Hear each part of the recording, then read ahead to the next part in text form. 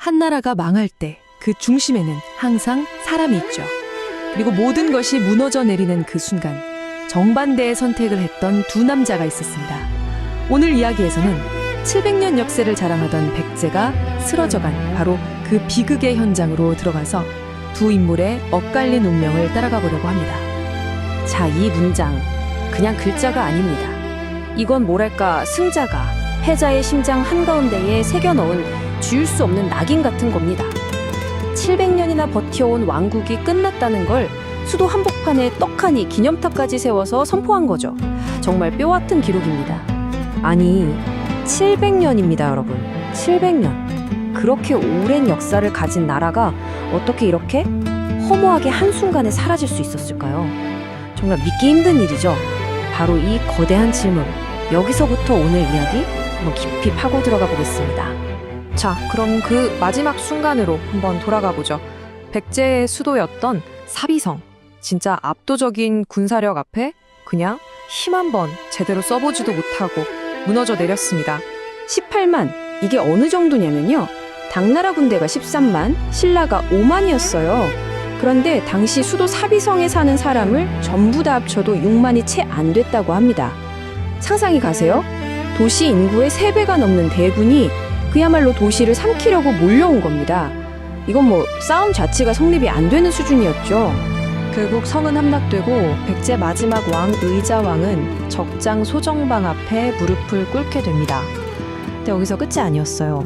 승리를 자축하는 연회장에서 자기 신하들이 피눈물을 흘리며 다 지켜보는 앞에서 정복자에게 직접 술을 따라 올리는 그런 최악의 굴욕을 겪어야만 했습니다. 아니, 나라가 이렇게 망했는데 그럼 이 의자왕은 대체 어떤 사람이었을까요? 흔히 생각하는 그런 무능한 폭군이었을까요? 근데 놀랍게도요, 그게 아니었다는 겁니다. 한때는 정말 모두가 칭송하는 위대한 군주가 될 자질을 다 갖춘 인물이었어요. 하지만 그 끝이 재앙이었던 거죠. 보세요. 이게 바로 그의 두 얼굴입니다. 젊은 시절엔 해동증자라는 별명으로 불렸대요. 이게 동쪽 나라의 증자라는 뜻인데 증자가 공자 제자 중에서 효심으로 제일 유명한 사람이거든요. 그 정도로 훌륭하다는 최고의 칭찬을 받던 인물이었습니다. 그런데 왕이 되고 나서는 완전히 다른 사람이 된 거죠. 사치와 향락에 빠져서 충신들 말은 듣지도 않고 결국 나라를 벼랑 끝으로 몰고 갔습니다. 그리고 이건 정말 가슴 아픈 이야기인데요. 충신 성충이 왕에게 바른 말을 하다가 옥에 갇혀서 굶어 죽어가면서 남긴 마지막 유언이었습니다. 왕이시여, 제발 육지로는 탄현, 바다로는 기벌포, 이 두 곳만은 꼭 지키셔야 합니다. 나라의 운명이 걸린 급소를 정확히 짚어주면서 그렇게 죽어간 거죠. 그런데 진짜 기가 막힌 게 뭔지 아세요? 나당 연합군이 쳐들어온 길이 정확히 성충이 피를 토하는 심정으로 경고했던 바로 그 두 곳, 탄현과 기벌포였다는 겁니다. 만약에 의자왕이 이 마지막 유언만이라도 귀담아 들었다면 역사는 정말 완전히 달라지지 않았을까요? 결국 모든 게 다 끝나고 나서야 의자왕이 이렇게 탄식했다고 합니다. 성충의 말을 듣지 않은 것이 뼈에 사무치게 후회스럽다. 하지만 아시다시피 후회는 항상 너무 늦게 찾아오는 법이죠. 돌이킬 수 없는 후회였습니다. 자, 이렇게 왕국은 허무하게 무너졌습니다. 이제 정말 모든 게 끝났구나. 모두가 그렇게 절망하고 있을 때 이 잿더미 속에서 정말 기적처럼 새로운 영웅이 한 명 나타납니다.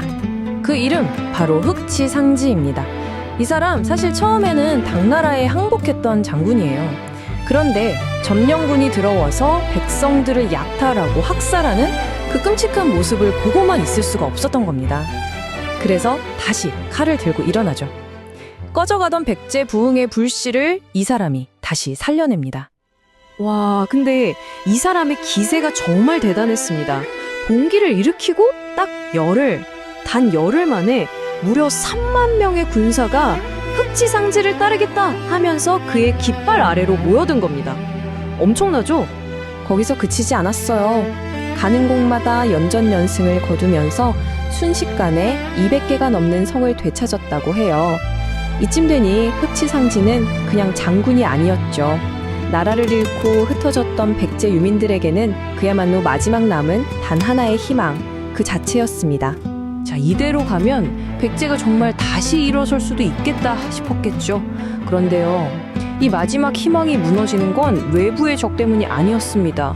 정말 믿기 힘들게도 바로 안에서부터 스스로 무너지기 시작합니다. 이게 정말 어이가 없는 게 그 희망이 안에서부터 썩어 들어가기 시작한 겁니다.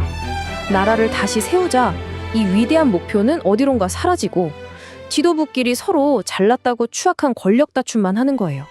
심지어 왕자였던 부여풍이 부흥군의 핵심 장군인 귀실복신을 죽여버리는 이런 팀킬까지 벌어집니다. 이러니 뭐 제대로 싸울 수가 있었겠어요? 결국 백강전투에서 완전히 박살이 나면서 마지막 희망마저 사라져버립니다. 자, 여러분이 흑치상지라고 한번 생각해 보세요. 목숨 걸고 지키려던 대의는 사라졌고 믿었던 동료들은 서로를 죽이고 있습니다. 모든 게 끝났어요. 이런 절망적인 상황에서 여러분이라면 과연 어떤 선택을 하시겠어요? 흑치상지는 결단을 내립니다. 그는 자기를 따르던 사람들을 데리고 그토록 증오하고 맞서 싸웠던 적, 바로 당나라에 항복해버립니다. 이 선택으로 흑지상지는 살아남았고 새로운 인생을 시작하게 됩니다. 하지만 그 앞에 펼쳐진 운명은 너무나 잔인하고 또 너무나 아이러니했습니다. 당나라 장군이 된 그에게 내려진 첫 번째 명령, 그게 뭔지 아세요? 바로 얼마 전까지 자기가 목숨 걸고 싸워서 지켜냈던 백제 부흥군의 마지막 남은 성, 임존성을 공격하라는 거였습니다. 자기 손으로 어제의 동지들에게 칼을 겨눠야만 했던 거죠. 정말 기막힌 운명 아닙니까? 이 표를 보시면 두 사람의 엇갈린 운명이 한눈에 들어옵니다.